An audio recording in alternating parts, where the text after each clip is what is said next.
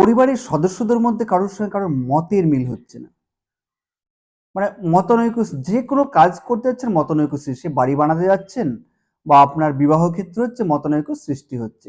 তার ফলে কোনো কাজে ফাইনালে পরিণত করতে পারছেন না বা ফাইনাল হচ্ছে না। এটার মূল কারণ হচ্ছে বাস্তু সাউথ ওয়েস্ট অর্থাৎ দক্ষিণ পশ্চিম দিক। সেখানে যদি রান্নাঘর করে রাখেন, টয়লেট থাকে বা কাটিং থাকে, সহজ কথা, তাহলে কিন্তু আপনার পরিবারের সদস্যদের মধ্যে এই সমস্যা সবসময়ের জন্য লেগে থাকবে। কারোর সঙ্গে কারোর মতের মিল হবে না এবং সবাই সবাইয়ের মতকে আপনার এস্টাবলিশ করার চেষ্টা করবে। তাহলে কি করতে হবে?